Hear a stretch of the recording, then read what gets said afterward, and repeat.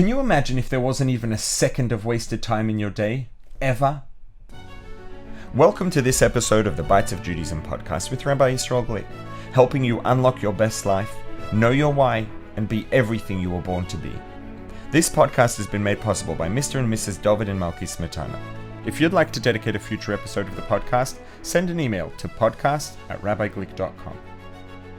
Before we start, don't forget to hit subscribe and then the notification bell to make sure that you see future videos when they come out. Let's get down to business. We are all busy today. We're busier than people have ever been in the history of the universe. We're all spread thin. We all wish we had more time in the day. And time is our number one least renewable resource. Once a moment of time has passed, it's not coming back. It can never be recovered. It can never be replaced. And we'd all love to eliminate, we all have wasted time in our lives. And we'd all love to eliminate wasted time. We'd all love to be able to live a life in which we don't waste any time, in which no time is wasted. Which means living a life in which all our time is spent constructively making something happen that we want to be making happen. Ultimately, that's what it means, or doing something that we enjoy. And there are going to be a number of practical steps, very simple, basic practical steps to eliminating probably a lot of the waste in our lives. It's going to start with identifying which activities, which pursuits, which projects, whatever it is. What are the things that we are doing? What are the things that are taking up time in our lives that we don't really want to be doing, or that are not constructive, that are not leading towards something that we're interested in? That's step number one. The step number one to eliminating waste is to identify the waste. So we've got to identify what are the things in our lives, the things that we're spending time on that we would better not be spending time on, that are wasting our time. And to do this properly, we need to be pretty brutal. A brutal self-assessment of how we're spending our time, what could and should we eliminate if we want to stop wasting time. And then once we've identified where and how we're wasting time, the next step then is obviously going to be to strategize how we can eliminate these time-wasting activities from our schedules, from our lives, how we can stop doing these things which are wasting a lot of our time. And, there are a lot of places where you can find resources about this, psychology resources, productivity resources, but we all know that that's not what this podcast is about. This is not a psychology podcast. It's not a productivity podcast. And additionally, there's going to be more that we need if we want to eliminate all waste from our lives. Because what this process of identifying avoidable, and that's going to be a key word here, avoidable waste, and then eliminating it is that is going to help us with the things that waste our time, that are avoidable, that we can stop doing. But we all have things in our lives that we don't have the option to stop doing, things that are obligatory, things that we can't eliminate because they're necessary parts of our lives, but they're not contributing towards the goals that we want to be achieving. We don't enjoy them. Let's call them regrettable necessities. They're things that we wish we didn't have to do and we wouldn't have to do. And maybe technically that, we can't avoid them. They're not waste because they avoid bigger issues or problems or whatever it is, but they're not things we really want to be doing, and they're not generating or achieving any outcomes or anything that we want. And these things can really feel like a waste, and we can't eliminate them. So if we have things in our lives that are, let's call it wasting our time, that we can't eliminate, how is it going to be possible to eliminate all the waste in our lives so that we never feel like we're wasting a second of our time, ever? Right? And that was the commitment of this episode of the podcast, is achieving a life, the ability, the real possibility of achieving a life in which you never have a second of wasted time, ever. So what I want to get to now is a real practical approach to not having anything in your life that isn't immediately constructive and productive. Nothing in your life that ever feels like it's a waste. ever. Every part of your life, every moment, every day will be immediately valuable and constructive and productive and bring you immediately to an outcome that you want and that brings satisfaction in the moment, immediately. And this is going to be an approach that you're not going to hear, maybe you'll hear it to a degree from some psychologists, maybe. You're definitely not going to be hearing this from productivity coaches. And this is not to put them down. I, have productivity coaches that I follow personally and that I get a lot of constructive input from and that I find very helpful. But that's not where we're going. This isn't a productivity podcast. It's not a psychology podcast. So first of all, if we want to eliminate waste from our lives, let's talk about what waste means. What is wasted time?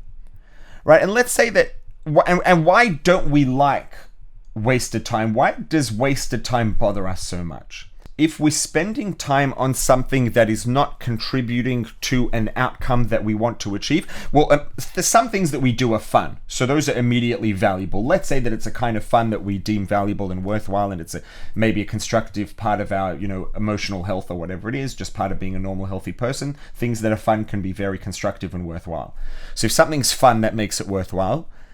If something is bringing us towards an outcome that we want, towards a goal, towards something that we want to achieve, towards something that we want to create for ourselves, whatever it is, then if it's bringing us to closer, if it's getting us there, that makes it worthwhile because it's bringing us, we're spending time to come closer to something, an outcome that we want to achieve, an outcome that we want to reach, which makes it worthwhile.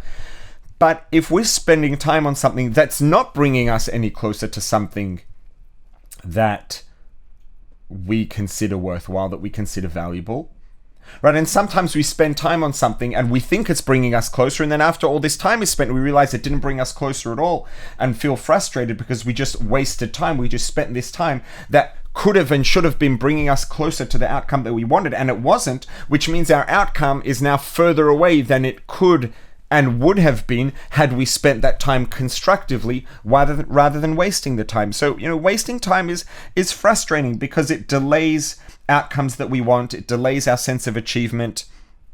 It delays the meaning and fulfillment and sense of purpose that we feel when we achieve our goals or reach the things that or generate the outcomes that we're trying to generate. The actual damage, the actual reason that we're frustrated when time gets wasted is because, let's say, the outcome that we're trying to achieve, the goal that we're trying to achieve, the thing that we're trying to make happen is going to bring us maybe a sense of fulfillment or purpose or pleasure or satisfaction or achievement. We're trying to move towards something that's going to give us a feeling or an experience that we want to experience when we reach that goal. And time wasted stops us from feeling that or from achieving that, which makes it frustrating because it's delaying this experience that we want to have when we reach that goal. Now, there are going to be, as mentioned earlier, some things that are delaying, our achieving goals, etc., that we can avoid and that we can eliminate, but there are going to be some that we can't. Now, if we can't avoid these things that are wasting our time, quote unquote, how can we eliminate waste from our day? And the answer is, if we can introduce the sense of value, achievement, purpose, meaning that we're waiting to have at the end when we achieve that goal and that outcome, if we can realize how the thing we're doing in the moment that we think is wasting our time is really bringing us a sense of purpose and meaning, making our life meaningful in this moment, even though it doesn't necessarily seem to be the case, and it brings us a sense of purpose, a sense of achievement, a sense of meaning in the moment, then it's not wasted time anymore. It's become time well spent because it has brought us a valuable outcome. And in a sense, it's going to bring us the outcome that we were trying to achieve down the road. It's just that we could actually have it immediately right now anyway, without having to wait for it. So ultimately, what we have to do is reframe the way that we see things. We have to see the bigger picture in a more real and complete way, rather than just looking at things at the surface. And we can redefine what things mean to us and how we experience things so that no time is ever wasted. Even if we're spending it on something we don't want to be spending it on, and it's not bringing us to the outcome that we want to be achieving, or maybe we thought it would get us there and it doesn't. So every one of us has a purpose, right? All of us collectively have a collective purpose to make the world a better place, etc., etc., to bring divinity in the world, uplift the world, make the world a brighter and warmer place. And every one of us has an individual purpose within that, a unique part and role that we play with our own personality, with our own gifts, with our own circumstances. Before we head into the final stretch, a quick reminder, if you didn't yet, don't forget to hit the subscribe button and then the notification bell so that you'll see future videos when they come out. So every one of us has a purpose, right? Collectively, we have a broad purpose. And then within that collective purpose, every one of us has a unique set of talents, of gifts, of circumstances, of experiences, personality, etc. And all of the things that make us who we are come together to determine the unique contribution that each of us has to offer the world, the universe, each other, ourselves. So every one of us has a purpose, and there are many layers to purpose. Ultimately, our purpose boils down to making the world a better place. And this includes, very simply, it means acts of kindness, being productive, getting things done, making things happen, improving our lived experiences, our own lived experience, the lived experience of people around us. And every time we do a good thing, every time we help someone out, we do someone a favor, we do the right thing, we do a mitzvah, we study some Torah, whatever it is, all these things, every time we do it, we introduce purpose and meaning into the universe. We introduce divinity into the universe. We introduce divinity into the world, into ourselves, into our environment, our surroundings. Now, where things get interesting and where we need to flip a switch maybe in the way we see things is that it doesn't always work the way that it would seem at first glance or the way that it would seem intuitively. Right? We think that when we achieve a measurable outcome, we see a difference that we made in the world, that makes a difference. And because we made a difference, we introduced divinity into the world. We made the world more meaningful and introduced purpose into the world, into ourselves. But it's not our ability to introduce purpose and meaning into divinity and to make the world a more godly place, a more divine place, a warmer and brighter place, doesn't just depend on our achieving tangible, measurable outcomes. It depends just on us doing the right thing in the moment. If we are doing the right thing that we are supposed to be doing, that's the right thing to do.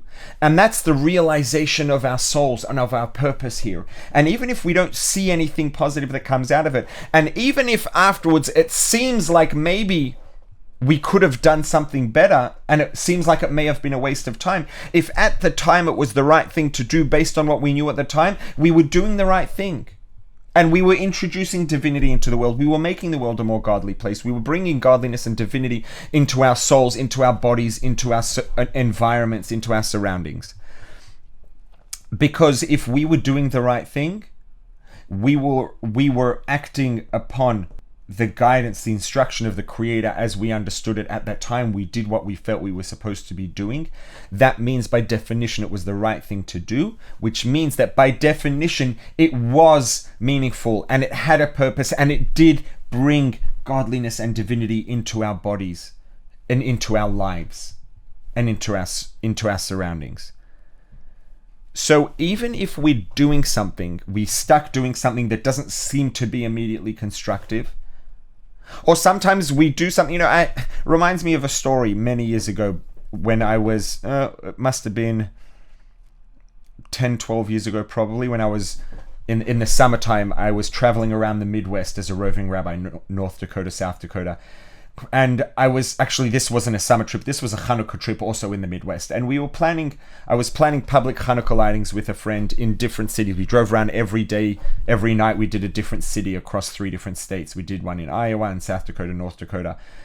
And for months before, I was working around the clock. I would sit in front of a computer and with a phone for 10 hours straight, day after day trying to figure this out, try to figure out venues and permits and communicate with people and get high profile people to attend to help bring a crowd to make the events lively and successful and bring a lot of people so more people could come and enjoy the experience and benefit from the light of the Hanukkah menorah.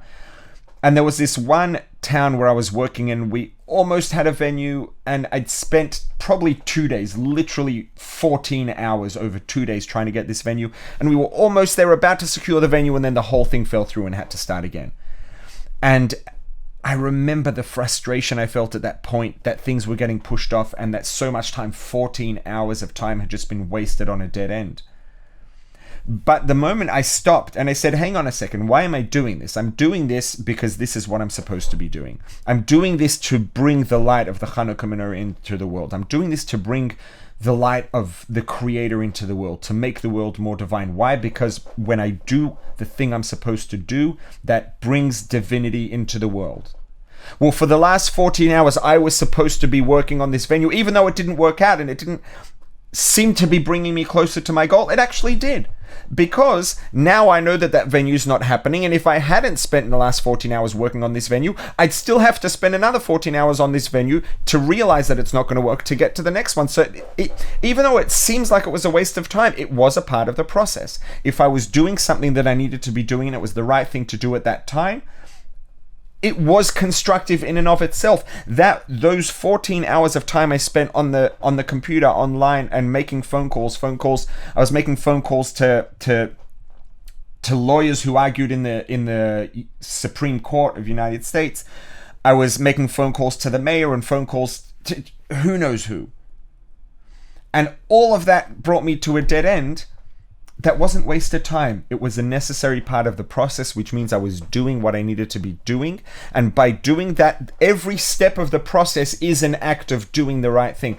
Every step of being involved and working on the process is an act of bringing divinity into the world, bringing the warmth and light of the Creator into my soul, into my body, into my environment. So it wasn't a waste of time. It felt like it until I stopped and thought and reframed the way I saw it. And all of a sudden, I had just spent 14 hours realizing the purpose of my existence. I had spent 14 hours bringing divinity into the world, into the computer that I use, into the phone, into the people I spoke to, etc. Uplifting the world, uplifting people around the country by means of involving them in this process.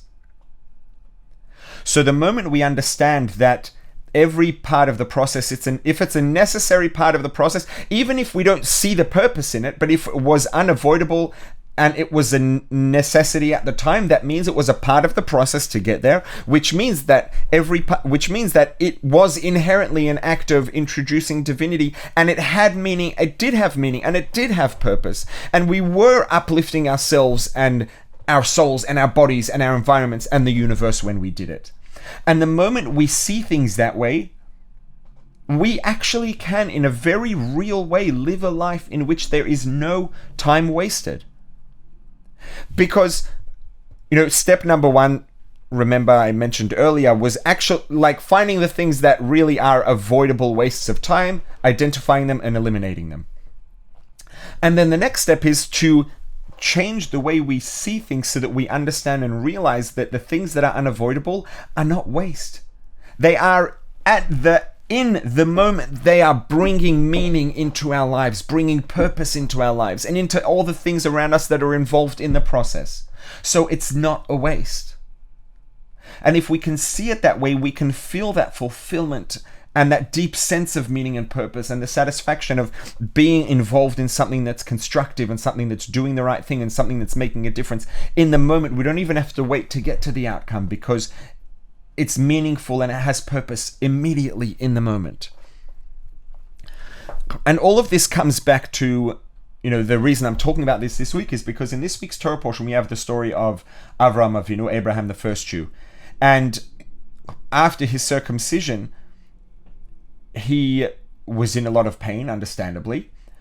And on the third day, after he'd had a few days to sort of experience the aftermath and to begin his recovery, on the third day, in this week's Torah portion, we're told that God visited Abraham and with God's visiting and with the angels who visited also on that same third day, that brought Abraham a lot of healing and reduced his pain and, made him feel a lot better.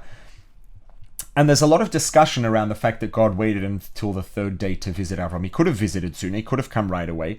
Why did he have to wait until the third day? And one of the reasons is that the natural process is an important part of everything we do. God put us here in this world to struggle through the natural process.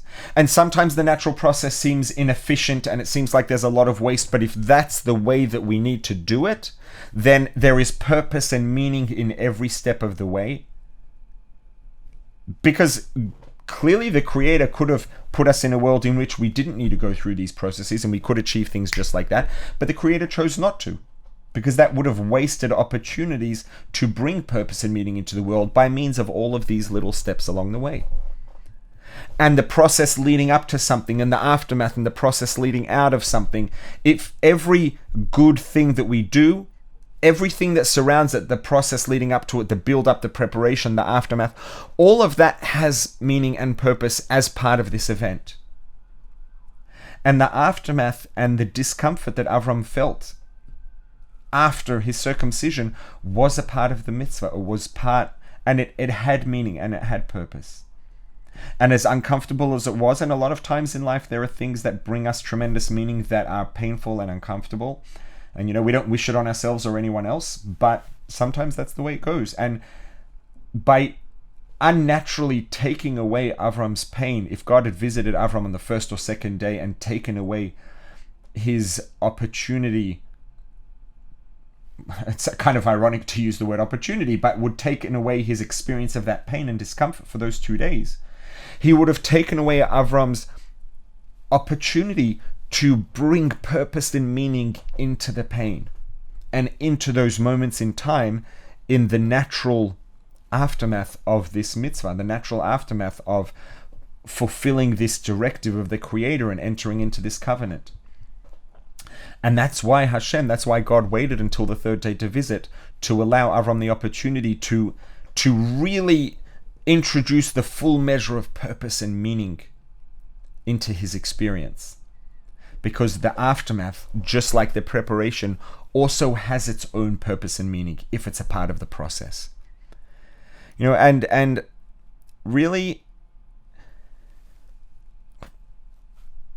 I think that this to me, this really, really changes things, because if we can appreciate the value and the purpose of the fact that we can introduce divinity into the world, we can make the world a warmer and brighter and more godly place through a myriad of different activities, as long as if they're part of the process towards something that we're supposed to be working on, it actually really, it broadens and multiplies our opportunities to bring purpose and meaning into the world by a factor of who knows what, right? How much of our time do we actually spend on doing things that we see the immediate value in? And how much of the time do we spend preparing and setting things up and packing things up and cleaning up afterwards? The vast majority of our time is spent in the preparation and the aftermath. If we can realize that value is also equal value and immediate purpose and meaning in the lead up and the aftermath, all of a sudden, every moment of our life can be immediately satisfying and rewarding, and can give us that sense of purpose and meaning and the deep fulfillment and satisfaction that comes with it. And, that's a really... It's a really important shift in the way we look at things, because it changes. It can really, honestly, it can give us the ability, simply put, it gives us the ability to feel deeply fulfilled and with a deep sense of meaning and purpose every waking second of the day. And even if we're involved in things that seem mundane and that we'd rather not have to do, and we don't see the connection to purpose and meaning, the purpose and meaning is there, and we can see it immediately and understand that if it's part of the process, it has purpose. If it's part of the process, we're introducing divinity into ourselves and our environments as we do it. And it really does honestly give us the ability to live a life without a second of wasted time ever. Before I sign off, one last reminder, don't forget to hit subscribe button and the notification bell if you didn't yet to make sure that you see future videos when they come out. This has been the Bites of Judaism podcast. If it hit the spot, please leave a 5-star rating and a review. It really does make a difference. And tell your friends about it. If you haven't yet, you can subscribe on all the major podcast platforms at RabbiGlick.link/podcast. If you'd like to dedicate a future episode of the podcast, you can send an email to podcast@RabbiGlick.com. See you next week.